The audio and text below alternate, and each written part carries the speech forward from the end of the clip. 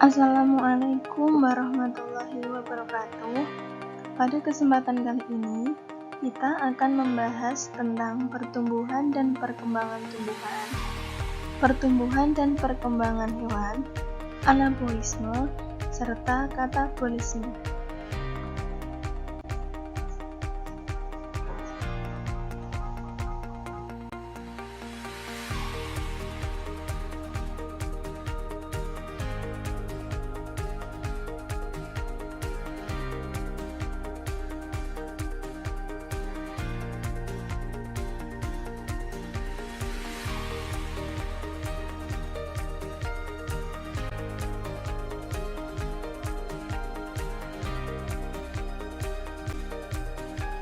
Nah, kali ini materi yang akan kita bahas yaitu yang pertama, pertumbuhan dan perkembangan tumbuhan, pertumbuhan dan perkembangan hewan, anabolisme, serta katabolisme.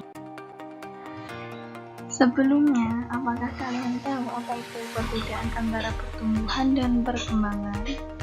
Jadi, pertumbuhan merupakan proses bertambahnya ukuran, sedangkan pertumbuhan sendiri merupakan proses perubahan yang menyertai pertumbuhan menuju tingkat kematangan atau kedewasaan hidup. Ciri utamanya yaitu pada pertumbuhan itu bersifat kuantitatif, artinya dapat diukur seperti pertambahan tinggi batang dan jumlah daun. Nah, sedangkan perkembangan sendiri itu bersifat kualitatif, jadi tidak dapat dihitung. Nah, seperti apa? Seperti munculnya bunga sebagai alat perkembangan. Kemudian pada tumbuhan ada dua jenis pertumbuhan, yaitu pertumbuhan primer dan pertumbuhan sekunder. Pertumbuhan primer adalah pertumbuhan-tumbuhan yang dipengaruhi oleh aktivitas meristem apikal. Sedangkan pertumbuhan sekunder yaitu pertumbuhan-tumbuhan yang disebabkan oleh pembelahan mitosis pada jaringan meristem sekunder. Jadi perbedaan mendalam antara pertumbuhan primer dan pertumbuhan sekunder ini adalah akibatnya. Pada pertumbuhan primer, akibatnya yaitu pemanjangan akar dan batang tumbuhan panjang. Sedangkan pada pertumbuhan sekunder adalah berakibat pada besarnya akar dan diameter batang.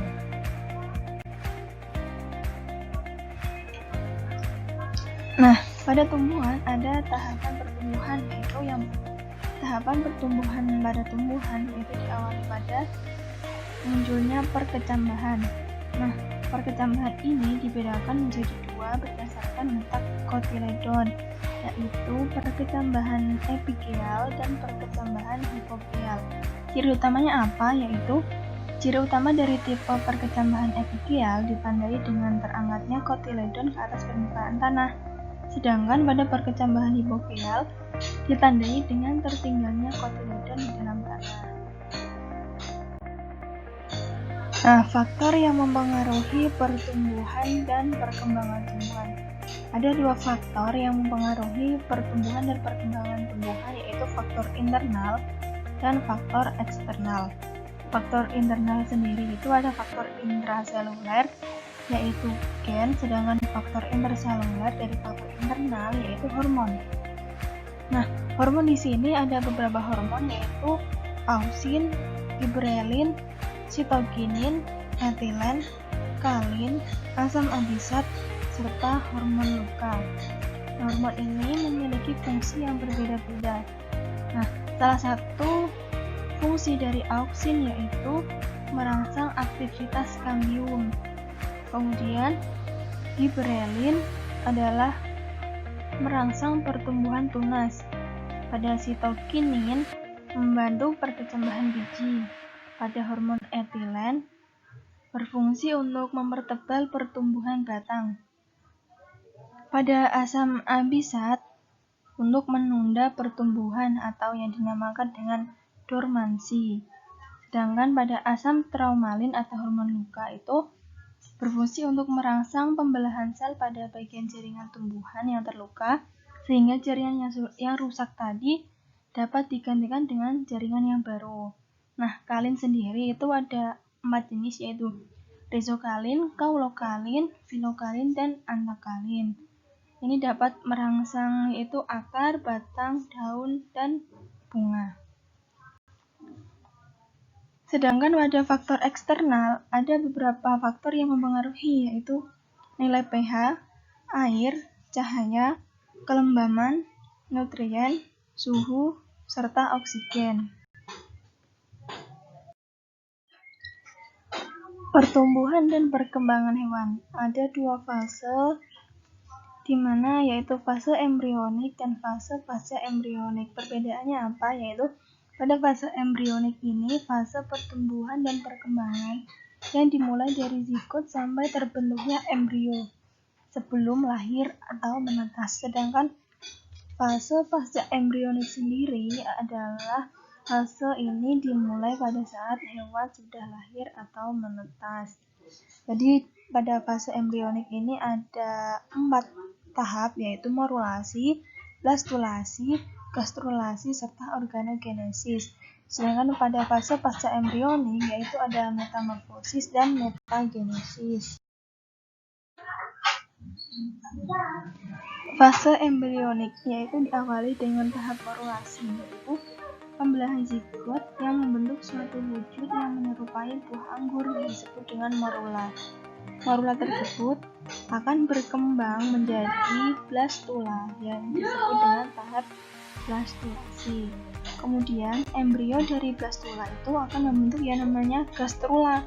Nah, di sini pada tahap gastrulasi. Nah, terbentuknya gastrula ini ditandai dengan adanya 3 lapisan embrionik, yaitu lapisan luar atau ektoderm, lapisan tengah atau mesoderm, dan lapisan dalam atau endoderm.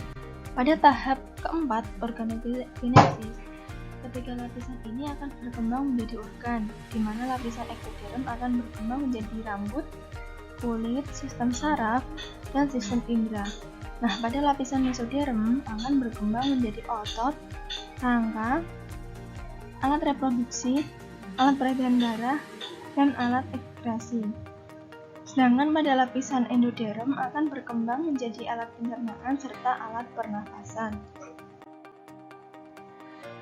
Fase pasca embrionik ini ada 2 macam, yaitu metamorfosis dan metagenesis. Yang pertama adalah metamorfosis. Metamorfosis ini ada 2 macam juga, yaitu metamorfosis sempurna dan metamorfosis tidak sempurna. Tentu teman-teman sudah mengetahui ya, metamorfosis sempurna itu contohnya adalah kupu-kupu, dan metamorfosis tidak sempurna contohnya pada belalang, kemudian kecoa. Metamorfosis sempurna itu merupakan pertumbuhan dan perkembangan hewan yang secara umum itu mengalami 4 tahap, yaitu telur, larva, kepompong atau pupa, dan imago atau hewan dewasa.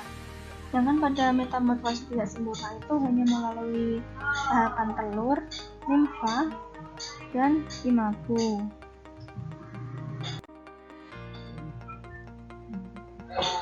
Kemudian metagenesis ini merupakan pergiliran keturunan dari generasi gametosit ke generasi sporofit atau sebaliknya.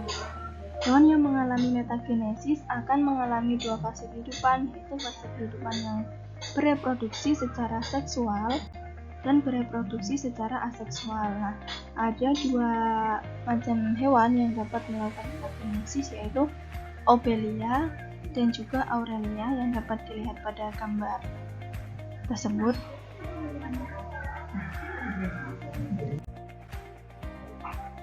Faktor-faktor yang memengaruhi pertumbuhan dan perkembangan hewan juga ada 2, yaitu faktor internal dan juga faktor eksternal.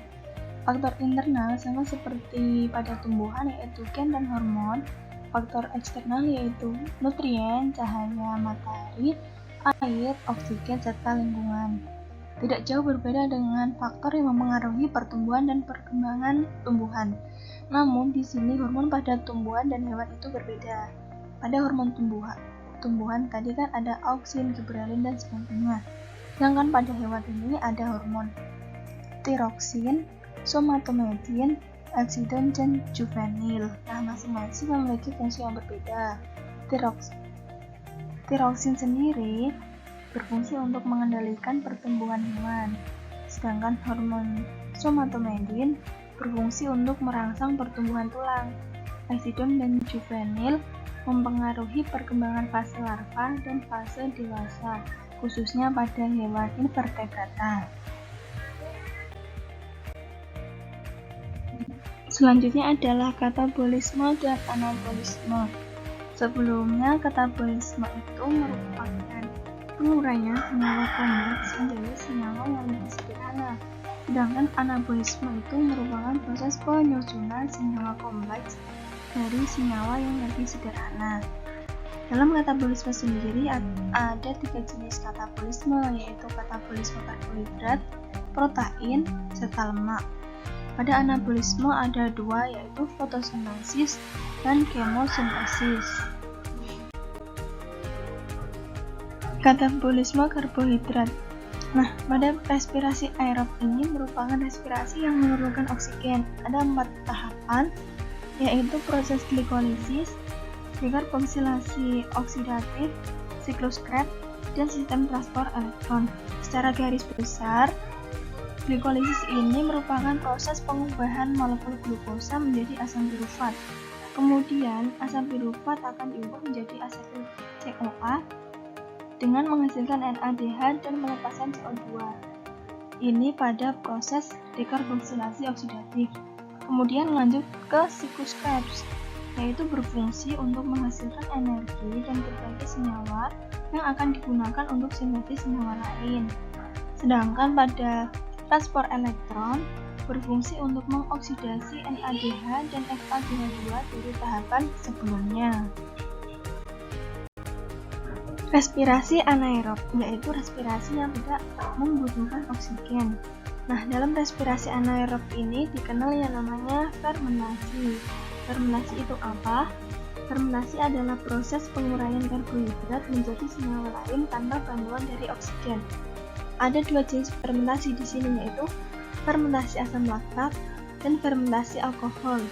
Nah, fermentasi asam laktat ini menggunakan bahan baku berupa asam pirufat dari hasil glikolisis menghasilkan asam laktat dan ATP. Sedangkan pada fermentasi alkohol ini sama, yaitu menggunakan bahan baku berupa asam pirufat dari hasil glikolisis, namun menghasilkan etanol, karbon dioksida, serta ATP. Kemudian yang kedua yaitu katabolisme lemak, yaitu dibantu oleh enzim lipase. Nah, prosesnya itu pemecahan lemak menjadi asam lemak dan gliserol. Kemudian asam lemak tersebut akan diubah menjadi asetil CoA. Asetil CoA akan memasuki siklus Krebs. Kemudian gliserol diubah menjadi fosfoglyceraldehyde atau PGAL. Kemudian PGAL akan memasuki reaksi glikolisis. Pada katabolisme yang ketiga, katabolisme protein ini prosesnya yaitu yang pertama pemecahan protein dan enzim protease menjadi asam amino. Kemudian asam amino mengalami reaksi deaminasi yang menghasilkan gusamin dan asam keto. Nah, pada mamalia, NH3 ini diubah menjadi urea dan dibuang menjadi urin. Nah, asam keto memasuki reaksi glikolisis atau siklus Krebs. Kemudian adalah anabolisme. Ada 2 jenis, yaitu fotosintesis dan kemosintesis. Nah, fotosintesis ini merupakan anabolisme karbohidrat yang membutuhkan cahaya sebagai sumber energi, sedangkan kemosintesis itu anabolisme karbohidrat yang membutuhkan senyawa kimia sebagai sumber energi. Nah, pada fotosintesis sendiri itu ada 2 reaksi, yaitu reaksi terang dan reaksi gelap. Tentunya teman-teman sudah mengetahui bahwa reaksi terang ini fotosintesis yang memerlukan adanya cahaya. Sedangkan pada reaksi gelap ini reaksi fotosintesis di mana tidak memerlukan cahaya. Kemudian adalah kemosintesis, itu ada 2, yaitu pada bakteri nitrifikasi dan juga bakteri belerang.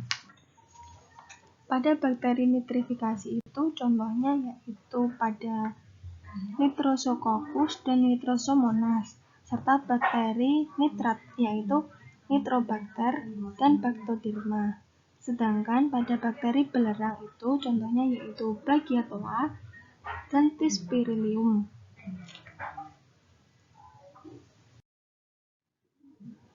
Perbedaan fotosintesis dan kemosintesis dapat dilihat pada tabel berikut ini, yaitu sumber energi pada fotosintesis memerlukan adanya cahaya, sedangkan pada kemosintesis memerlukan zat kimia. Sedangkan pelakunya fotosintesis adalah organisme berklorofil, kemosintesis organisme tidak berklorofil atau yang disebut dengan organisme kemosintetik. Bahan dasarnya pada fotosintesis yaitu karbon dioksida dan air atau H2O. Kemudian pada kemosintesis yaitu glukosa, nitrat, sulfat, dan fosfat. Hasilnya apa? Yaitu fotosintesis menghasilkan karbohidrat, sedangkan kemosintesis sama menghasilkan karbohidrat dan senyawa lain.